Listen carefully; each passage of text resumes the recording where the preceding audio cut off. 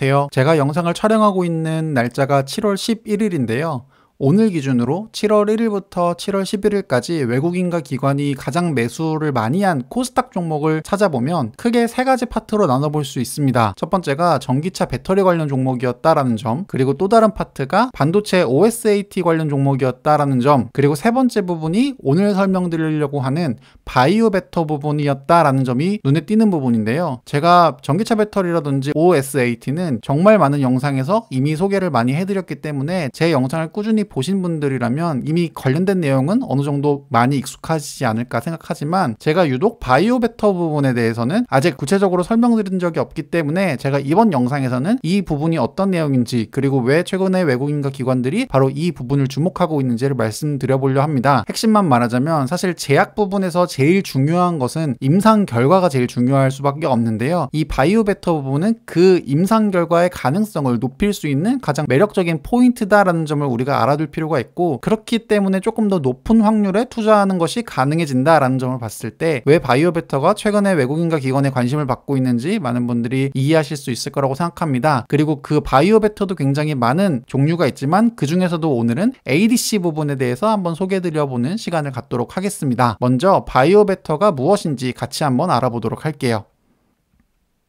7월 코스닥 외국인과 기관의 누적 순매수 탑 10을 뽑아보면요, 1위부터 10위까지가 이와 같은 종목이 해당됩니다. 먼저 가장 1위에 있는 카카오게임즈 같은 경우에는 최근에 카카오게임즈가 발표한 오딘이라는 게임이 글로벌로 굉장히 히트하고 있는 가운데 당연히 외국인과 기관의 탑픽에 오를 수밖에 없었다라는 점을 제외하면 2위, 3위, 6위에 있는 업체, 이 업체가 모두 다 전기차 배터리 관련된 종목이다라는 점을 알 수 있습니다. 제가 이 관련된 내용은 이미 지난 5월 달에 한번 소개해드린 적이 있습니다. 그때 영상 제목도 전기차 관련주 주가 조정에도 불안하실 필요가 없다라고 말씀을 드렸었는데, 약 2달이 지난 지금 기관과 외국인의 관심을 꾸준히 받고 있다라는 점 다행이다라는 생각을 하고 있고요. 2위, 3위, 6위를 제외하고 바로 4위와 7위에 랭크되어 있는 테스나, 네페스, 이 OSAT 종목도 제 영상을 꾸준히 보시는 분들은 너무나 익숙한 기업이지 않을까 생각합니다. 이 종목을 다뤘던 영상도 제가 마지막으로 올렸던 게 4월 11일이니까 약 3개월이 지난 지금에서야 기관과 외국인의 현재 가장 선호하는 종목으로 올라오고 있는 상황입니다. 다만 아쉬운 점은 그때도 삼성전자가 굉장히 좋다라고 말씀드리면서 삼성전자와 테스나, 네페스를 좀 사두시는 걸 추천드렸었는데, 아쉽게도 현재 삼성전자만이 조금 기관과 외국인의 외면을 받고 있다는 점을 제외하면 이와 같은 종목들은 너무나 매력적인 종목이 맞았기 때문에 지금도 계속 보유 혹은 매수하는 것을 추천드리는 편이고요. 1위부터 10위까지 종목 중에 전기차와 OSAT를 제외하고 눈에 들어오는 종목이 바로 5위에 랭크되어 있는 레고캠바이오와 9위에 랭크되어 있는 알테오젠입니다. 이 두 업체는 공통점으로 바이오 업체다라는 점이 공통점인데요. 오늘은 이 두 업체의 공통점인 제약산업 그리고 바이오 베터 시장에 대해서 말씀드려보도록 하겠습니다. 먼저 글로벌 처방의약품 매출액 추이를 살펴보면요, 2020년 기준으로 글로벌 처방의약품 시장은 약 9,040억 달러 정도로 추정이 되고요. 이는 한화로 바꿔 말하면 약 990조 원 정도가 되는 엄청나게 큰 시장이다라는 점을 우리가 생각해 볼 필요가 있습니다. 단순히 이렇게 말하면 얼만큼 큰 시장인지 우리가 체감을 못 하실 수 있습니다. 990조 원이 어느 정도 큰 사이즈인지를 조금 더 구체적으로 설명을 드리면요, 글로벌 의약품 시장은 2020년 기준으로 약 9,040억 달러, 하나로 약 990조 원이 되는데, 우리가 일반적으로 정말 크다라고 생각하고 있는 반도체 시장 규모를 한번 살펴보면요, 2021년 세계 반도체 시장 규모는 4,694억 달러로 하나로 530조 원 규모에 해당됩니다. 그러니까 제약이 990조인데 반도체가 530조 원이다 라고 하는 건 제약 바이오 시장이 반도체보다 무려 2배 규모에 달하는 것을 우리가 확인할 수 있고요. 그리고 일반적으로 제약산업은 크게 제약과 바이오로 구분해서 나뉘는데, 현재까지는 약 65%가 일반 케미칼 의약품 시장이고 35%가 바이오 의약품 시장입니다. 다만 최근 들어서는 바이오 의약품의 중요성이 점점 커지고 마켓 시어가 늘어남에 따라서 2026년경에는 바이오 의약품이 케미칼 의약품의 비중을 역전할 것이다 라고 현재 전망을 하고 있기 때문에, 여기서 우리가 이해해야 될 것은 제약 바이오 시장이 정말 큰 시장이다라는 점 하나, 그리고 그 중에서도 케미칼보다는 바이오 의약품의 성장을 우리가 계속 지켜볼 필요가 있다라는 점을 이해하셨으면 좋겠습니다.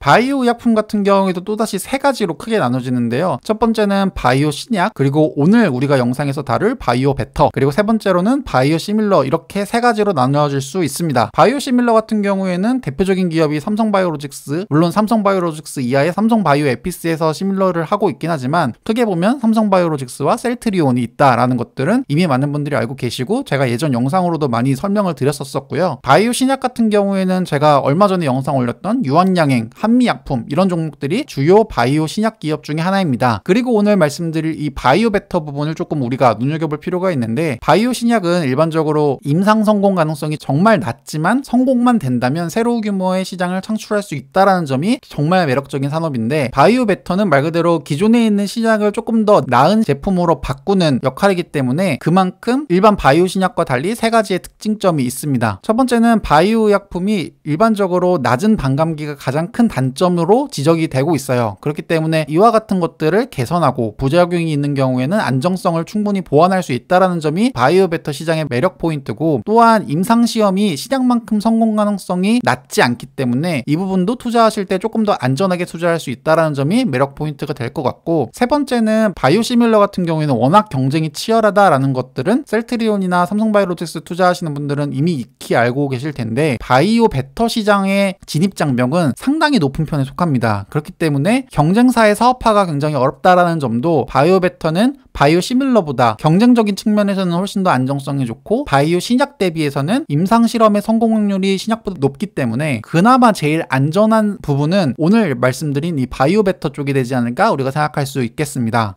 바이오 베터 기술도 크게 보면 5가지로 나눠지는데요. 첫 번째는 약물 흡수 개선 플랫폼, 그 다음에 SC 제형 변형 플랫폼, 이중광채 플랫폼, ADC 플랫폼, 약효 지속형 플랫폼, 이렇게 크게 보면 5가지 플랫폼으로 나뉘어지는데요. 우리가 일반적으로 제일 궁금한, 그래서 가장 유명한 투자할 만한 기업은 어디인지를 살펴보면, 이중광채 같은 경우에는 한미약품, 알테오젠, ABL이 있고, SC 제형 변경 같은 경우에도 알테오젠, 오늘 말씀드릴 ADC 같은 경우에는 레고캔바이오랑 알테오젠, ABL, 그 다음에 지속형 전달 파트에는 한미약품과 알테오젠. 알테오젠이 굉장히 여기저기 많이 하고 있다는 점을 우리가 눈여겨볼 필요가 있습니다. 알테오젠 같은 경우는 이미 시가총액도 많이 높은 기업이고, 투자하실 때 어느 정도 안정성을 중요하게 생각하시는 분들이라면 알테오젠이 여러 가지 바이오 베터 플랫폼에 모두 참여를 하고 있기 때문에 이 부분을 참고하시면 좋을 것 같고요. 오늘 같은 경우에는 ADC에 대해서만 조금 다뤄볼 거기 때문에 ADC 부분의 토픽은 우리가 아까 코스닥 1위부터 10위까지 기관과 외국인의 매수세를 살펴봤을 때 가장 높았었던 레고캔바이오를 기준으로 한번 말씀드려 보도록 할게요.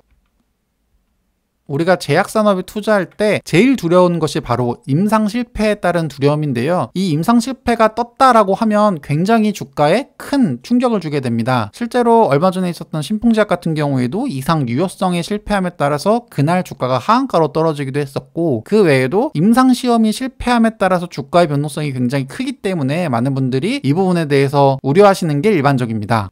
그럼 우리가 임상 단계별로 얼만큼 높은 확률이 있는지를 조금 살펴볼 필요가 있는데요. 이 차트가 바로 각 임상 때마다 얼만큼의 확률로 신약 제품이 통과됐는지를 나타내는 지표인데, 보시면 각 파트별로 임상 2상을 통과하는 게 가장 어렵다라는 것들을 우리가 확인할 수 있고요. 예를 들어 임상 1상을 통과하는 것은 52%로 임상에 들어가는 약품 중에 절반 정도는 임상 1상은 통과할 수 있지만, 임상 2상 같은 경우에는 굉장히 확률이 낮다라는 것들을 우리가 확인할 수 있습니다. 임상 2상의 성공률이 약 29%로 가장 낮은 성공률을 보여주고 있지만, 조금 더 세분해서 나타나면요, 그 중에서도 혈액 관련된 의약품이 50%로 높은 편에 속하고, 가장 낮은 확률을 보여주는 부분은 바로 비뇨기 관련 제품들이 약 15%의 확률로 엄청 낮은 것들을 우리가 알 수 있는데, 결국 임상에 들어가서 최종 승인까지 통과할 수 있는 확률을 전체적으로 놓고 본다면 평균적으로 약 8%에 해당되는 신약만이 유일하게 최종 허가를 받을 수 있고, 혈액 질병 관련된 의약품은 그나마 가능성이 조금 높다라는 것들을 우리가 알 수 있는데요. 우리가 알아봐야 될 것은 이 확률을 조금이라도 높일 수 있는 기술들은 어떤 것들이 있을지를 살펴볼 필요가 있습니다. 실제로 이와 같은 확률이 조금만 더 높아진다면 여러분이 투자하신 기업이 임상 결과 발표할 때마다 불안함을 조금 줄일 수 있지 않을까 생각되는데, 바로 이 낮은 임상 성공률을 올릴 수 있는 기술들에는 어떤 것들이 있는지를 같이 한번 살펴보면, 첫 번째로 가장 주목할 만한 기술이라고 많은 전문가들이 평가하고 있는 것이 바로 이 ADC 기술입니다. 자세한 내용은 조금 이따 같이 한번 알아보기로 하고요. 그리고 ADC를 제외한 두 번째 주목할 만한 기술은 이중항체 플랫폼입니다. ADC 관련해서 가장 주목받고 있는 기업은 아까 언급됐었던 레고캠 바이오와 알테오젠으로 꼽을 수 있고요. 이중항체 기술 플랫폼 보유 기업으로는 알테오젠과 ABL 바이오, 한미약품 등을 꼽을 수 있습니다. 아까 우리가 살펴봤었던 1위부터 10위까지 중에 레고캠 바이오와 알테오젠이 있었다라는 점은 외국인과 기관이 바로 이 ADC 기술에 대한 관심이 커지고 있다라는 점을 생각해 본다면 우리는